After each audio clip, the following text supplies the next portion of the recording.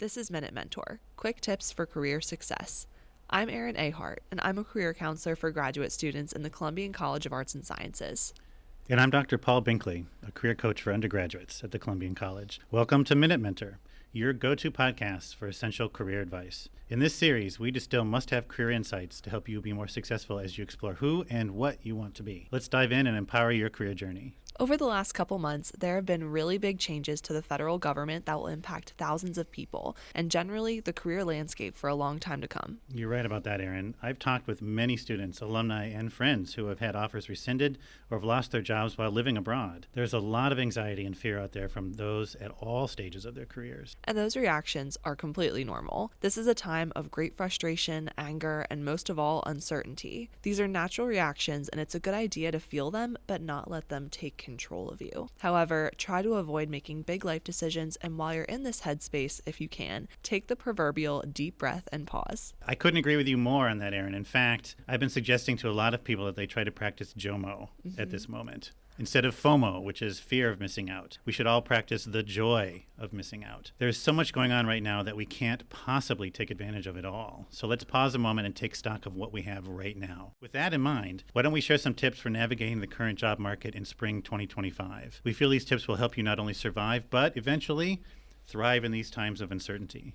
I love that. So number one, the first and most important tip is to do your best to avoid blaming yourself or assuming that the universe is somehow out to get you. It's natural and appropriate to be upset and distraught. Do what you have to do to process this grief and fear. And to help with that, our second tip is to find someone to talk to. Get your frustrations, anger, sadness out off your chest to the appropriate people, and be professional everywhere else. Yeah, the third tip, in addition to that, do small things to feel like you're making some progress. Try not to death scroll through any of the job boards like Indeed.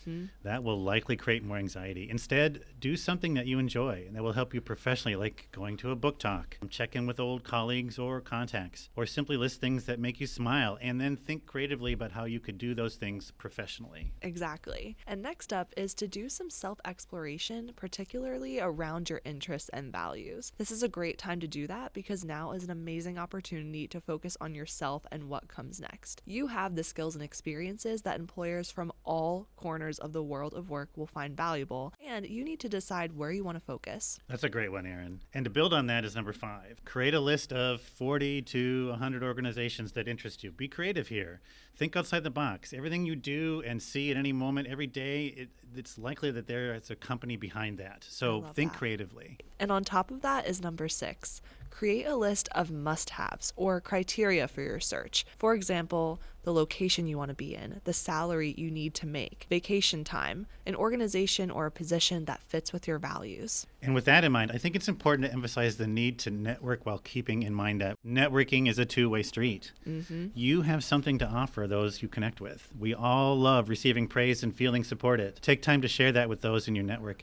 As the old adage goes, you get what you give. Yep. Provide value. And in addition to that, let's talk about LinkedIn for a moment. Our 8th tip is to make LinkedIn your best friend. During this crazy, chaotic time, you will receive advice from a million different voices who have all different experiences in the current job market. Using LinkedIn the right way is one piece of advice that I would not gloss over. If I were actively job searching right now, here's what I would do. First, I would go to the Jobs tab in LinkedIn. This is where you would normally go to job search and scroll through the openings. And then on the left side of the screen, click on Preferences. Once you're in the Preferences section, click on Open to Work. But don't worry, you don't have to add the green frame to your professional headshot. You can share that you are open to work just with recruiters. In this section, you can also add your preferred job titles, work locations, and other criteria you're searching for in a role. And in the same preferences section, I also recommend adding your most up-to-date, most versatile resume and clicking Make Resume Data Available to Recruiters. I've found that when my students do all of these things combined, they get amazing personalized job recommendations from LinkedIn that are a perfect match for them. That's right. Speaking of that, make sure you link your LinkedIn account to an email you actually check. Yes. You don't want to miss out on messages or opportunities. Then, when you hear about that perfect role for you, try to apply within the first 7 days that it's posted. If an opening receives too many applicants too quickly, hiring managers may shut down the posting. I agree. And that reminds me of something else. Hiring managers want to see an application and feel a sigh of relief, knowing that they immediately want to put you in the yes pile. Since hiring managers are inundated with messages and applications, they're being forced to look at applications differently too. I saw a LinkedIn post recently where one position received 2,000 applications. Of those 2,000 applications, 150 applicants reached out directly to the hiring manager via email or LinkedIn message. Oh, God. And if I had to guess whose applications they read, I would guess the people who reached out.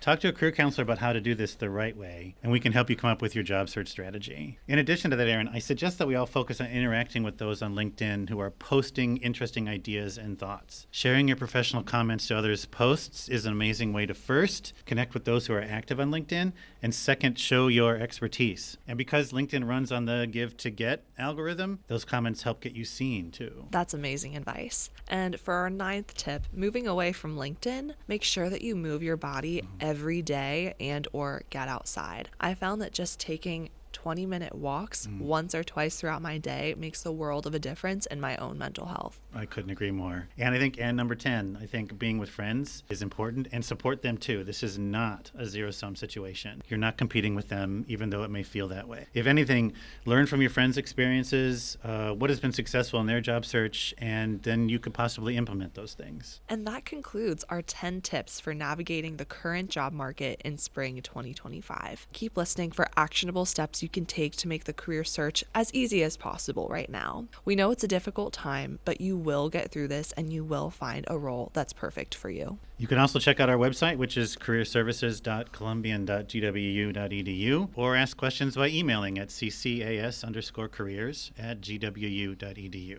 You can also check out our website at careerservices.columbian.gwu.edu, or ask questions by emailing at ccas_careers@gwu.edu. Thank you for tuning into this episode of Minute Mentor. We hope you found our list of the top 10 tips valuable. Don't forget to subscribe and share this podcast with your peers. We look forward to bringing you more valuable career advice in our next episode. Stay tuned and keep striving for success.